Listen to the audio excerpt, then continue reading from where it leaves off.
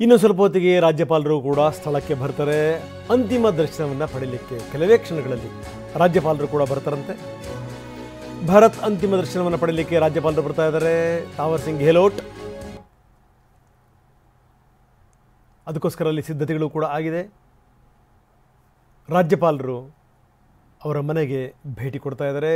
ಭಾರತ್ ಭೂಷಣ್ ಅಂತಿಮ ದರ್ಶನವನ್ನು ಪಡೆಯಲಿಕ್ಕೆ. ನೋಡಿ, ಅವರ ಮನೆಯಲ್ಲಿ ಗೋಲ್ಡ್ ಇಡ್ತಾ ಇದ್ದಾರೆ. ಪುತ್ರ ಶೋಕಂ ನಿರಂತರಂ, ತಾಯಿ ಅಳ್ತಾ ಇದ್ದಾರೆ.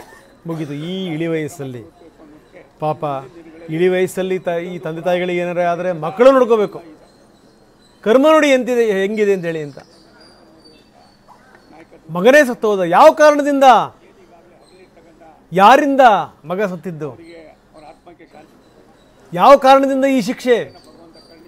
ರೀ, ಇನ್ಮೇಲೆ ಮನೆ ಕೆಲ್ಸಕ್ಕೆ ಹೆಲ್ಪ್ ಮಾಡ್ಬೇಕು ನೀವು. ಯಾಕೆ ನಿಂಗೆ ಎಲ್ಲರ ಕೆಲಸ ಸಿಗ್ತಾ? ಕೆಲ್ಸನ ನೋವೇ, ನಾನೇ ಬಾಸ್ ಆಗ್ತೀನಿ. ಬಾಸ್ ಅದೇಗೆ? ಬಾಸ್ ವಾಲ್, ಬಾಸ್ ವಾಲ, ಬಿ ದ ಬಾಸ್.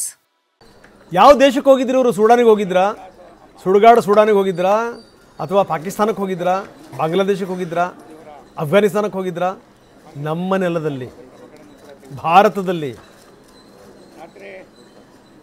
ಜನ ಇನ್ನು ಕಾಲಿಡ್ತಾರ. ಅಲ್ಲಿ ಮಣ್ಣು ತಿನ್ನಬೇಕಾಗುತ್ತೆ ಕಾಶ್ಮೀರಿಗಳು. ಮಣ್ಣು ಸಿಗಲ್ಲ ನಿಮಗೆ.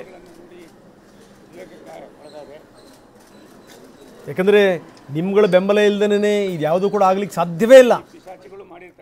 ಇದು ಯಾವುದೂ ಕೂಡ ಆಗಲಿಕ್ಕೆ. ಸ್ಥಳೀಯರ ಬೆಂಬಲ ಇಲ್ಲದೇ ಯಾವನಾದರೂ ಬರೋಕ್ಕೆ ಸಾಧ್ಯನಾ? ಈ ರೀತಿ ಗುಂಡು ಹೊಡೆಯೋಕ್ಕೆ ಸಾಧ್ಯನಾ? ಅದು ಬಹುತೇಕರಿಗೆ ತಲೆಗೆ ಗುಂಡಿಟ್ಟಿರೋದು, ತಲೆಗೇನೆ.